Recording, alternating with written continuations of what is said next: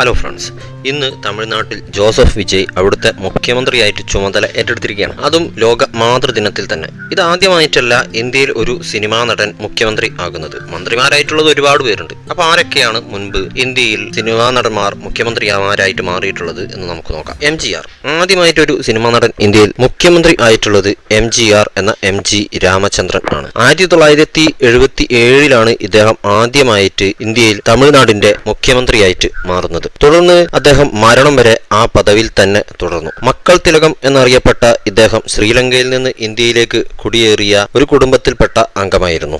ഇനി NTR എന്നറിയപ്പെട്ട നന്ദമൂരി തരക രാമറാവു 1983 ആന്ധ്രാപ്രദേശിന്റെ മുഖ്യമന്ത്രിയായിട്ട് ഇദ്ദേഹം വരുന്നത്. തെലുങ്കുദേശം പാർട്ടിയായിരുന്നു ഇദ്ദേഹത്തിന്റെ രാഷ്ട്രീയ പാർട്ടി.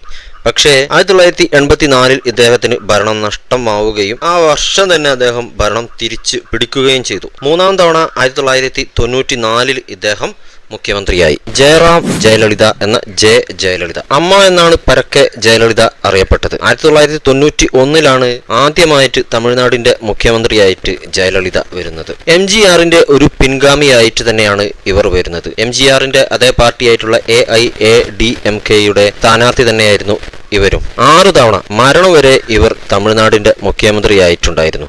2016 ജയലളിത അന്തരിച്ചത്. ഇന്നിപ്പോൾ അവർ മരിച്ചിട്ട് 10 വർഷം കഴിഞ്ഞ് 2026 വിജയ് തമിഴ്നാടിന്റെ മുഖ്യമന്ത്രിയാകുന്നത്. What A coincidence. 10 വർഷം, കറക്റ്റ് 10 വർഷത്തിന് ശേഷം മറ്റൊരു സിനിമാ താരം തമിഴ്നാടിന്റെ മുഖ്യമന്ത്രിയായിട്ട് വരുന്നു. ഈ പട്ടിക നോക്കുകയാണെന്നുണ്ടെങ്കിൽ ഏറ്റവും കൂടുതൽ സിനിമാ മേഖലയിൽ നിന്നുള്ള മുഖ്യമന്ത്രി കടന്നു വന്നിട്ടുള്ളത് തമിഴ്നാട്ടിൽ നിന്നാണ് നമുക്ക് മനസ്സിലാക്കാം. അപ്പോൾ വീഡിയോ ഇഷ്ടപ്പെട്ടിട്ടുണ്ടെങ്കിൽ ലൈക്കും ഷെയറും ഒക്കെ ചെയ്യുക. ബൈ.